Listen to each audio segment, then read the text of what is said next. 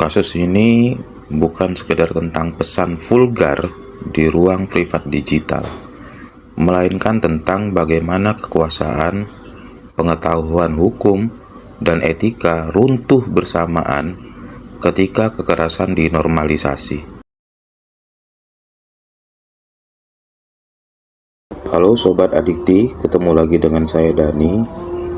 Kasus dugaan kekerasan seksual secara verbal di Fakultas Hukum Universitas Indonesia bermula dari aktivitas percakapan sejumlah mahasiswa dalam grup chat internal yang sudah berlangsung sejak 2025. Di dalam percakapan tersebut beredar komentar vulgar, objektifikasi tubuh, lelucon bernuansa seksual, serta frasa-frasa yang merendahkan martabat dengan sasaran tidak hanya mahasiswi tetapi juga dosen perempuan.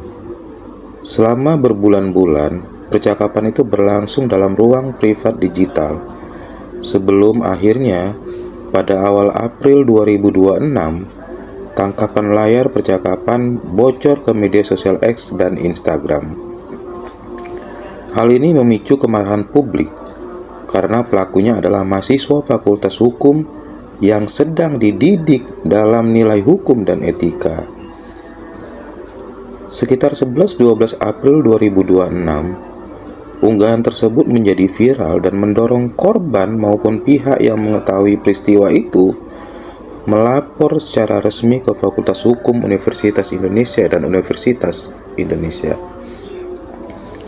Pada titik ini, Fakultas Hukum Universitas Indonesia menyatakan menerima laporan dugaan pelanggaran kode etik mahasiswa yang juga berpotensi mengandung unsur tindak pidana, lalu meneruskannya ke Satuan Tugas Pencegahan dan Penanganan Kekerasan Seksual untuk diproses secara formal dengan pendekatan berperspektif korban.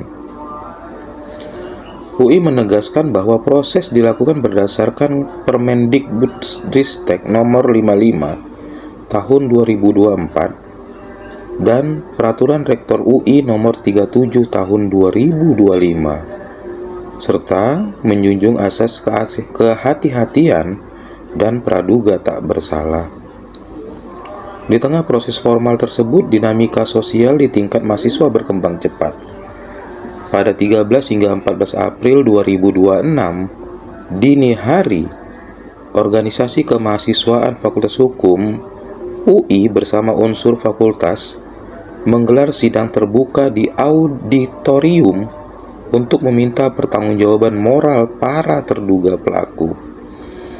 Sidang ini dihadiri ratusan mahasiswa, disertai sorakan, tekanan psikologis, dan sebagian jalannya disiarkan secara langsung melalui TikTok, sehingga menyebar luas ke ruang publik digital.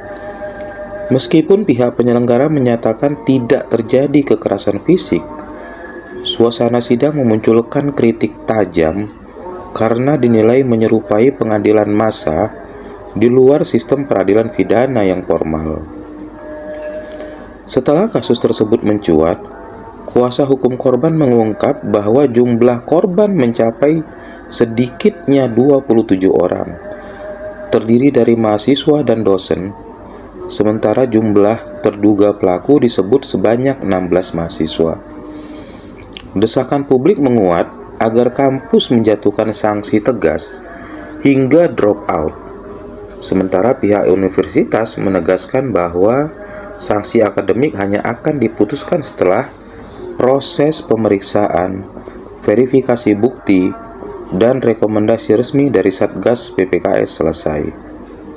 UI juga menghimbau masyarakat untuk tidak menyebarkan informasi yang belum terverifikasi agar proses penanganan tidak bergeser menjadi konflik sosial atau persekusi. Hingga pertengahan April 2026, kasus ini masih berjalan dalam mekanisme internal universitas dengan perhatian publik yang luas karena memadukan isu kekerasan seksual, etika mahasiswa hukum, serta ketegangan antara tuntutan keadilan korban dan risiko penghakiman di ruang publik digital. Materi ini diambil dari berbagai rangkuman media massa digital. Bagian penutup, kasus ini menuntut lebih dari sekedar kemarahan publik. Ia menuntut keberanian untuk membangun sistem kampus yang berpihak pada korban, adil bagi semua pihak, dan tegas menolak kekerasan tanpa jatuh pada penghakiman massa. Sampai bertemu lagi di video berikutnya. Salam.